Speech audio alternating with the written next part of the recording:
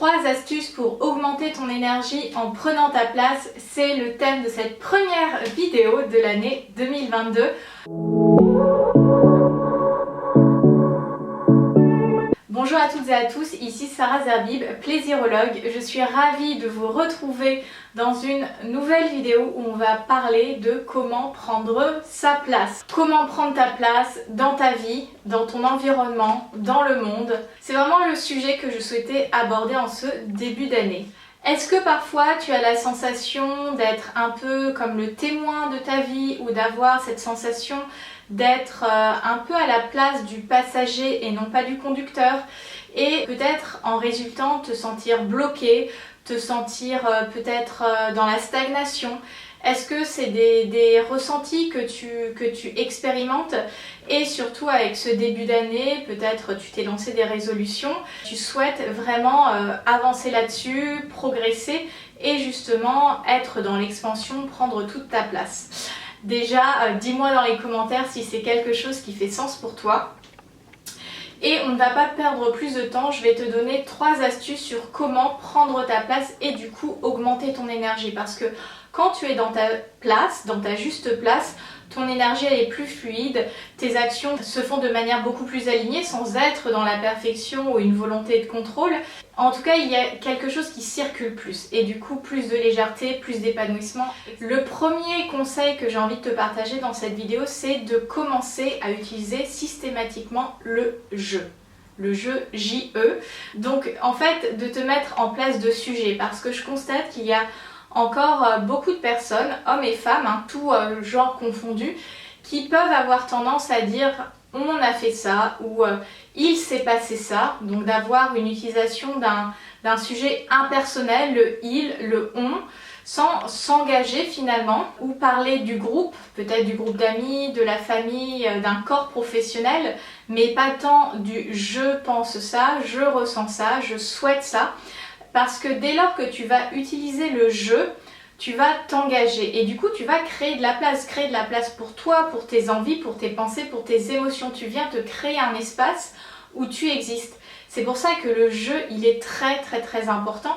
Lorsque tu commences à l'utiliser, tu viens ancrer cette nouvelle réalité où tu te crées de la place. Tu laisses de la place à un discours, mais aussi à des actions de je pense, je fais, je choisis et j'actionne. Et tout ça va venir créer une nouvelle réalité où tu vas être, comme je le disais tout à l'heure, dans cette métaphore de la personne qui conduit. Plutôt que d'être dans le siège passager, tu vas te retrouver dans le siège conducteur parce que ce sera toi qui conduis. Tu seras je conduis, c'est pas le on conduit. Je conduis la voiture, donc je suis en pleine possession d'une marge de manœuvre qui me permet d'aller là où je souhaite aller dans ma vie. Le je, il est vraiment très important parce qu'on fait beaucoup de choses dans nos vies, pas parce qu'on le décide, mais parce qu'on pense que les autres attendent ça de nous. Et du coup, c'est là où il n'y a pas la place pour le jeu. Donc vraiment, essaye de te mettre en position de témoin, voire tant dans ton univers professionnel que personnel, quelles sont les phrases qui reviennent, quelles sont les expressions que tu utilises le plus souvent ou que ton entourage utilise le plus souvent. Et déjà prends conscience, mets-toi en posture de témoin et commence à voir ce que ces expressions qui font partie de ton quotidien, qu'on utilise par défaut en fait, provoquent à l'intérieur de toi. Est-ce que ça provoque de la lourdeur, de la tension, de la peine, de la frustration, de la colère, etc. Et justement là tu es en possession d'un outil, le fait d'utiliser je, ça peut paraître tout bête mais c'est fondamental, et de voir que justement en te mettant en place de sujet, tu vas redevenir acteur ou actrice de la situation et donc beaucoup moins dans ce sentiment de je suis bloqué ou je subis. Le deuxième conseil que j'ai envie de te partager en ce début d'année, c'est de te créer de la place dans ton quotidien. Qu'est-ce que j'entends par ça? Est-ce que le fait de faire des to-do list t'est familier? Est-ce que tu as l'impression d'être un peu en mode ce que j'appelle machine de guerre, pilote automatique, et du coup devoir enchaîner tout un tas d'actions, de tâches à faire? Tu arrives en fin de journée et le seul moment que tu as pour toi, c'est peut-être soit regarder une série Netflix, soit scroller sur les réseaux sociaux. Ça, ce n'est pas du temps pour toi. Créer du temps pour soi, c'est ce que j'appelle être au rendez-vous avec soi-même. C'est prendre rendez-vous avec soi-même. Donc, c'est tout simplement dans ton agenda avoir des plages horaires qui te sont consacrées. Que tu aies ou pas des enfants, que tu sois ou pas en couple, etc. C'est d'avoir des temps réellement identifiés et qui se remplissent non pas de choses à faire, qui vont te pomper de l'énergie, mais au contraire de passion, de choses qui font que toi tu es toi et qui vont nourrir ton énergie. Peut-être ce sera rien faire du tout, peut-être ce sera te ressourcer et ce sera un temps pour toi. Peut-être ce sera lire, peut-être ce sera avoir une activité physique, mais pas dans le sens il faut que je fasse du sport, mais dans cette idée je décide de faire du sport pour mettre mon corps en mouvement, pour me défouler. Là on n'est pas du tout dans le même paradigme et je souhaite vraiment insister là-dessus. Prendre du temps pour soi, peut-être pour écrire, peut-être pour appeler des amis ou passer du temps avec des amis, peut-être pour se faire un musée ou un cinéma, quelque chose qui vient te nourrir toi dans ton individualité, ta singularité, ta personnalité et qui fondamentalement te fait plaisir. Est-ce que c'est se faire les ongles à la maison? Est-ce que c'est prendre un bain? Ça peut être quelque chose de très très simple mais qui vient justement nourrir ton énergie à contrario de toutes ces tâches, de ces to-do list qui viennent te pomper de l'énergie. Vraiment, si c'est une tâche que tu veux faire pour toi, c'est censé te nourrir, te donner en énergie et pas le contraire. Ça, c'est un bon indicateur pour savoir si tu fais les choses pour toi et que tu es au rendez-vous pour toi-même. La troisième astuce que je souhaite te partager, c'est de toujours te mettre dans une posture de « j'ai le choix ». Qu'est-ce que j'entends par ça? Est-ce que tu as pu avoir l'impression dans ta vie de ne pas avoir le choix? Est-ce que parfois tu te dis « j'ai fait ça parce que je n'avais pas le choix ». Et en fait, on a l'impression de ne pas avoir le choix, mais en fait, quand on se met dans cette histoire de « je n'ai pas eu le choix », c'est qu'on a fait un choix quand même. Dans tous les cas, dans toutes les situations, on a des choix à faire et le fait de ne pas aller là où on souhaite aller, par exemple, c'est un choix. Le choix de rester immobile, par exemple. Il y a des personnes qui ont envie que leur vie change, mais ne vont jamais oser prendre ce premier pas. Parce qu'il y a énormément de peur, parce que ça implique de sortir de sa zone de confort, etc. etc. Tout ça, c'est quelque chose qui appartient à l'histoire de tout à chacun et chacune. Mais dire qu'on n'a pas le choix, c'est une excuse, c'est une illusion, on a toujours le choix. Le choix, c'est à la fois les vêtements que tu mets le matin, le plat que tu vas commander à midi si tu manges à l'extérieur, la manière dont tu vas faire les courses, la manière dont tu vas organiser ta journée, la manière dont tu vas entretenir ou pas une relation. Tout ça repose sur des choix plus ou moins conscients, mais des choix. Dans toutes les situations, même les plus inextricables, il y a un choix. Et en fait, le choix qui est souvent le plus dur symboliquement à faire, c'est parce qu'on sait qu'il va être douloureux et qu'on ne veut pas souffrir ou on ne veut pas faire souffrir. Je pense qu'on est entre personnes qui ne veulent pas faire souffrir et ne veulent pas souffrir. C'est le but de notre cerveau, c'est de nous garder safe en fait. Et du coup dans notre zone de confort, ce qui est la sécurité, c'est notre zone de confort. C'est cette illusion de si je vais au-delà de ma zone de confort, je vais me mettre en danger, ça me fait prendre des risques et je vais peut-être potentiellement mourir. Aujourd'hui, c'est beaucoup moins le cas qu'à la préhistoire, mais on a toujours ce même fonctionnement avec l'amygdale qui est le centre de la peur, etc., etc. Et du coup, le fait de ne pas faire un choix est un choix. Le fait de rester immobile est un choix. De dire qu'on n'a pas eu le choix, c'est une excuse. Donc dans toutes les situations, ou en tout cas un maximum de situations, j'ai envie de t'inviter, en tout cas je te fais la proposition, de te demander qu'est-ce que fondamentalement je préfère. Est-ce que je préfère rester dans ma zone de confort et donc rester immobile et faire en sorte que ma situation n'évolue pas? Ou alors j'accepte que je vais être peut-être inconfortable ou que ça va être potentiellement un peu douloureux parce que ça va venir me challenger. Et souvent cette histoire de choix, c'est parce qu'on oublie souvent ce qu'on veut vraiment, donc sur une vision un petit peu plus long terme, avec ce qu'on veut maintenant. Laisse-moi t'expliquer. Je vais prendre l'exemple du sport. Si tu me suis sur Instagram, etc., tu sais que j'ai quand même pas mal de routines sportives, etc.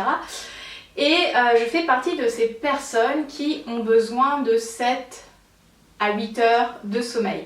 Mes cours de sport ou mes sessions de sport sont généralement le matin, parce que comme ça c'est fait et que ça me laisse le reste de la journée pour m'occuper de toutes les autres choses que je souhaite gérer au quotidien par rapport à Amfauve, mes accompagnements clients, etc.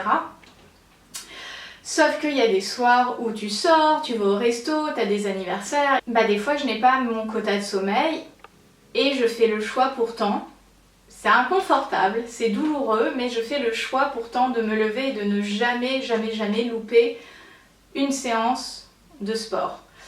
À part si peut-être j'ai 40 degrés et que je suis au fond du trou, mais globalement sur l'année, je pense que j'ai dû louper 1 ou 2 séances parce que j'étais vraiment malade, mais autrement, pour moi c'est un engagement qui est non négociable parce que c'est un temps qui est un rendez-vous pour moi-même, donc ça me renvoie au point 2 que je t'ai partagé, mais c'est aussi une question de choix sur qu'est-ce que je veux sur le long terme. Et c'est là où c'est important de savoir pourquoi on fait telle ou telle chose. Et de se mettre dans la perspective, pourquoi je fais ce choix-là? Est-ce que je veux un plaisir immédiat? Ou alors je veux m'investir sur quelque chose qui va m'apporter peut-être plus de bénéfices pendant plus longtemps.